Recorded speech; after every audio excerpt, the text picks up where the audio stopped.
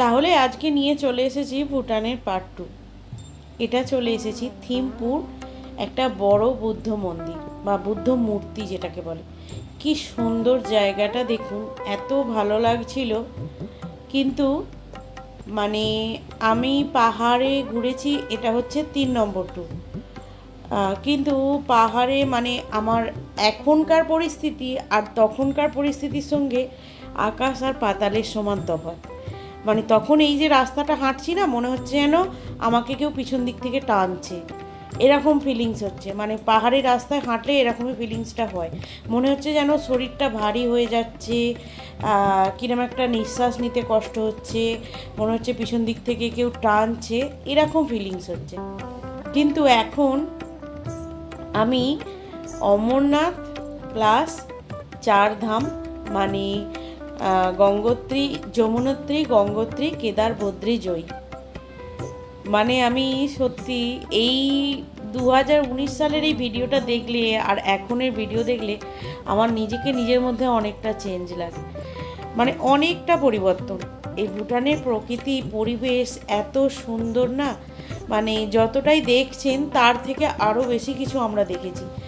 যদি সম্ভব হয় এরপর একবার ভুটান গিয়ে ঘুরে আসবো, কারণ তখন এই এই যে মানে সাফোকেশন বা বলুন বা এই শ্বাসের কষ্টের জন্য আমরা টাইগার নেস্টটা উঠতে পারিনি। মানে আমি যেহেতু উঠবো না বলেছি, তাই আমাদের টোটাল টিমও বলেছে যে উঠবো না, তো সেই ব্যাপার আর কি। তাই আমরা তখন উঠতে পারিনি। যদি ভবিষ্যতে কোনো দিন হয় তাহলে আরেকবার ভুটানটা যাবার ইচ্ছা আছে। আমি মাস্টারমশাইকে বলেছি অনেক করে যে আরেকবার ভুটানটা যাব। তো কেন না, টাইগার নেস্টটা অবশ্যই উঠবো আমি, ওখানটায় কি আছে আমি দেখব। তো ওটা আমি পরে যখন দেখাবো, যে যেখান থেকে টাইগার নেস্টের ট্রেকিং শুরু হয় সেটা যখন দেখাবো, তখন বলবো যে টাইগার নেস্টটা ভুটানের রহস্যটা কী। আর এখানে হচ্ছে বড় একটা বুদ্ধের মূর্তি আছে থিম্পুতে, এটা পুরো থিম্পু শহরের মধ্যে। তো এখান থেকে মানে পাশাপাশি যে প্রকৃতিটা কি সুন্দর লাগছে না, মনে হচ্ছে মেঘগুলো আকাশে ঠেকে গেছে। আর একটু পরেই আমি দেখাচ্ছি বড় বুদ্ধের মূর্তিটা। তবে ওখানে ভেতর অবধি ভিডিও তোলা অ্যালাউড নয়।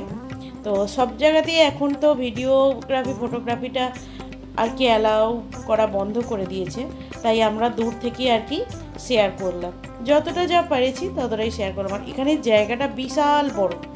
আমরা এই দিকটা দিয়ে ঢুকেছি, পিছন দিকটা দিয়ে ঢুকেছি, তো ওখান থেকে গাড়ি করে উঠে আসা যায়।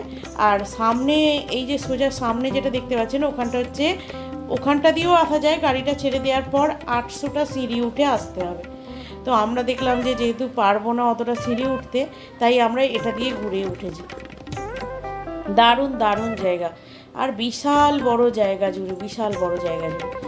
এখানে কিন্তু ভুটান দেশটা কিন্তু রাজার শাসনে চলে, তাই একটা এদিক ওদিক কোনো কিচ্ছু করা যাবে না।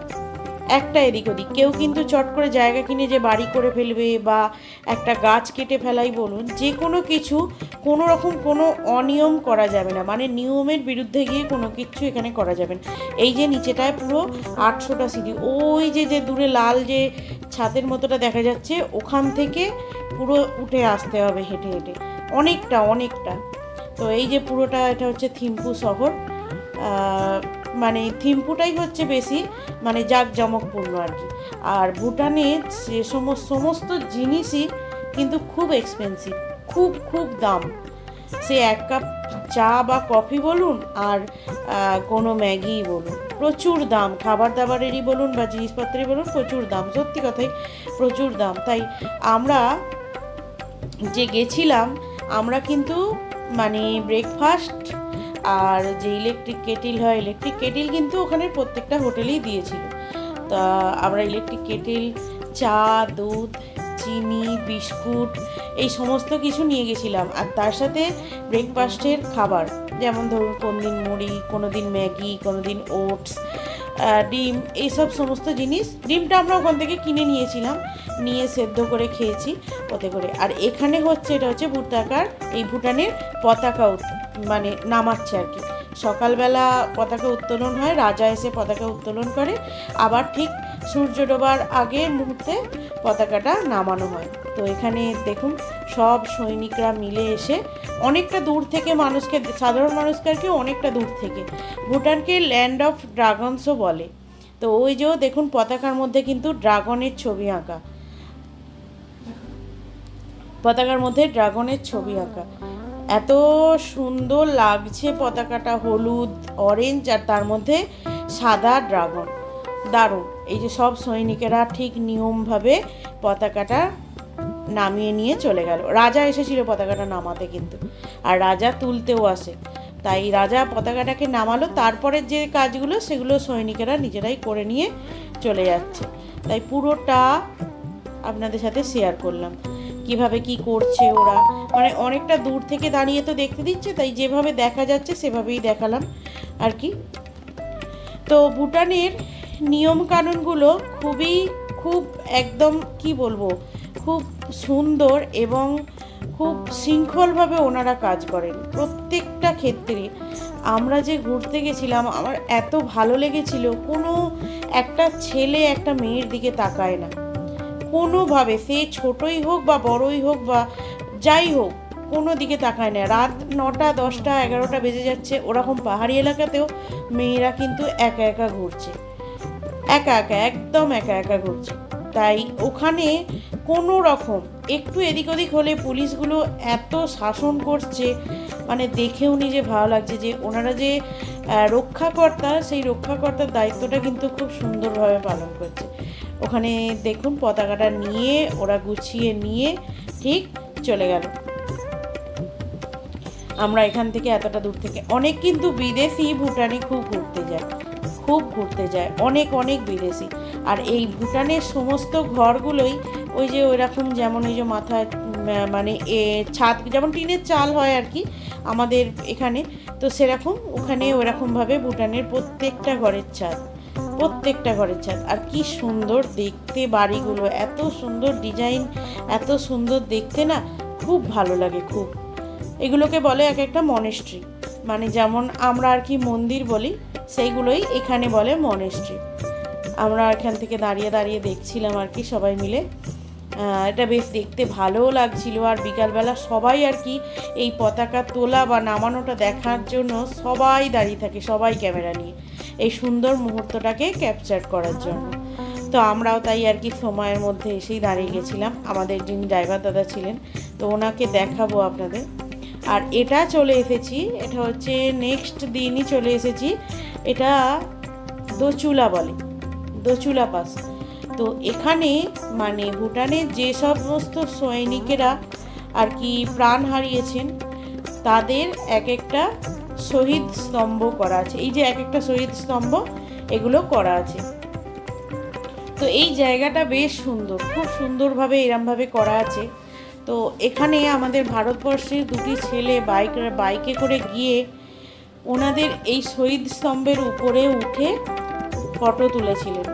তো যদিও এটা দণ্ডনীয় অপরাধ, এটা আমাদের ভেবে করা উচিত। যেমন আমরা আমাদের দেশের সৈনিকদেরকে ভালোবাসি, শ্রদ্ধা করি, সম্মান করি, সেরকম ওনাদের কাছেও ওনাদের দেশের সৈনিকেরা যথেষ্ট সম্মানীয়। তাই ওনারা এই শহীদ স্তম্ভটা করেছেন, তাই নয় কি যেটা আমাদের উচিত যে আমরা এটার মর্যাদা রাখি। তাই যে দুটো ছেলে এই কাজ দুটো করেছে খুবই মানে কি বলবো অসম্মানজনক কাজ। তাই ওদের আর কি ভারত সরকারও শাস্তি দিয়েছে এবং ভুটান সরকারও শাস্তি দিয়েছে। আমরা যখন গেছিলাম ঠিক তার কিছুদিন আগেই সেই ঘটনাটা ঘটেছিল, তার কারণে অনেকটা রেস্ট্রিকশন হয়ে গেছিলো, অনেকটা মানে নিরাপত্তারক্ষীরা অনেকটা নিরাপত্তার ব্যবস্থা করেছিলেন। তো আমাদেরও শুনে খবরটা খারাপ লাগছে যে আমাদেরই দেশের কিছু ছেলে জন্য আজ এই অবস্থা। আর এটা সত্যি, ওরা যদি শিক্ষিত হয়েই থাকে, আমি জানি না কি, আমার তো মনে হয় শিক্ষিত হয়েও অশিক্ষিতের মতো কাজটা করেছিল।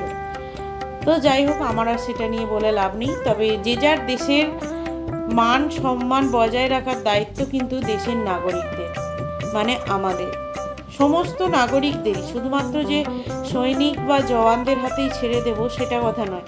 আমাদেরও কিছু দায়িত্ব থাকে আমাদের দেশের ভালো মন্দর খেয়াল রাখা, তাই নয় কি?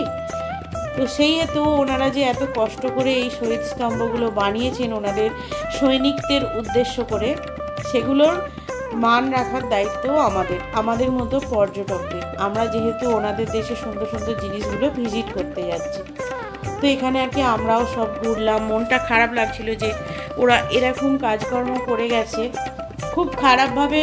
মানে এনারা আর কি যারা কি বলবো গাইড ছিল তারা বলছিলেন খুব, মানে তারা খুবই খারাপ ভাষায় আর কি কথাগুলো বলছিলেন। খারাপও লাগছিল আমাদের, কিন্তু কিছু করার নেই, যে কাজটা খারাপ করেছে সেটাকে নিয়ে তো কিছু বলার নেই। তো এই জায়গাটা, ভুটানের প্রত্যেকটা জায়গাই খুব সুন্দর। আমরা যেটা দেখে এসেছি, জানি না এখন 5-6 বছর হয়ে গেল কীরকম কী আছে।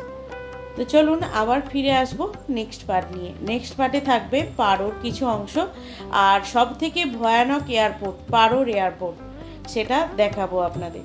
ভালো থাকুন, সুস্থ থাকুন, দেখা হচ্ছে নতুন ভিডিও নতুন কন্টেন্ট নিয়ে। ততক্ষণে টাটা।